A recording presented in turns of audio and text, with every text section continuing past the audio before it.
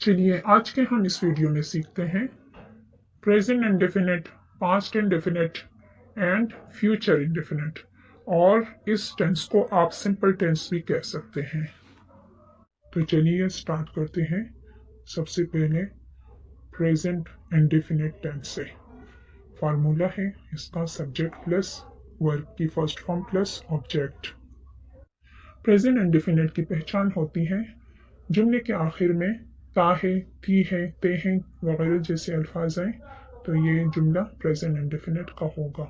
और जो जुमला हमारे पास थर्ड पर्सन सिंगुलर से शुरू हुआ हो, थर्ड पर्सन सिंगुलर से मुराद ही, शी, इट या कोई सा भी सिंगल नेम हो, तो ऐसे जुमलों के वर्ब की फर्स्ट फॉर्म के साथ हम एस ई एस या आई ई एस का इजाफा करते हैं।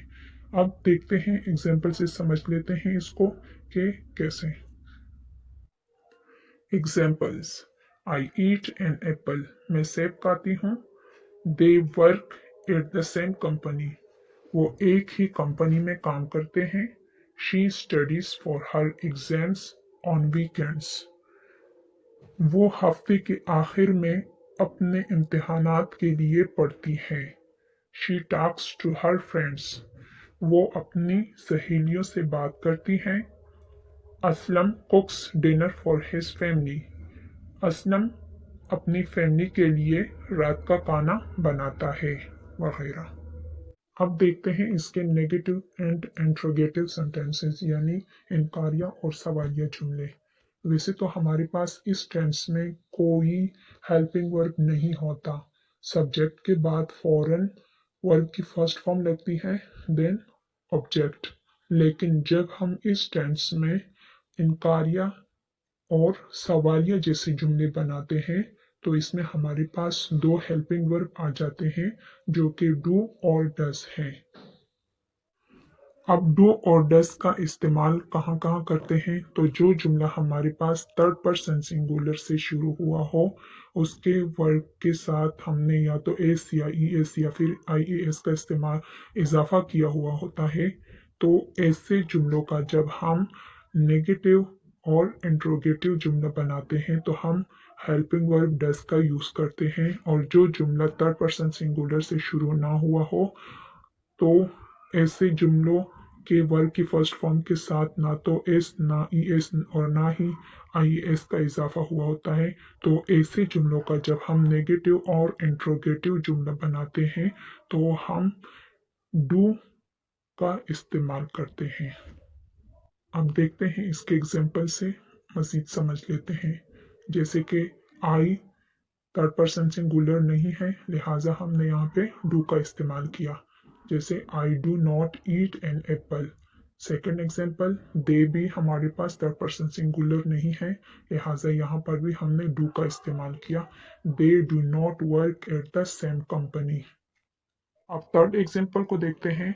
शी, जो कि हमारे पास थर्ड पर्सन सिंगुलर है, लिहाजा यहाँ पे हम हेल्पिंग वर्ब डज का इस्तेमाल करेंगे।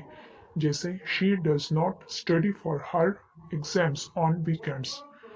Next, she does not talk to her friends. Last one example, Aslam does not cook dinner for his family, etc. Interrogative sentences. Formula: helping verb plus subject plus verb की first form plus object. Example: do I eat an apple? Do they work at the same company? Does she study for her exams on weekends? Does she talk to her friends? Does Aslam cook dinner for his family, etc. Number 2. Past indefinite tense. Formula: subject plus verb की second form plus object. पहचान: जुमले के आखिर में लिया, गया, आया वगैरह जैसे अल्फाज। Examples: he played cricket yesterday, वो कल क्रिकेट खेला। Salma woke up early in the morning, Salma सुबह सवेरे उठी। आई ड्रिंक वाटर, मैंने पानी पिया। My sister watched a movie, मेरी बहन ने एक फिल्म देखी वगैरह। Negative sentences formula subject plus helping verb यानी did plus not plus verb की first form plus object examples he did not play cricket yesterday. Salma did not wake up early in the morning. I did not drink water. My sister did not watch movie.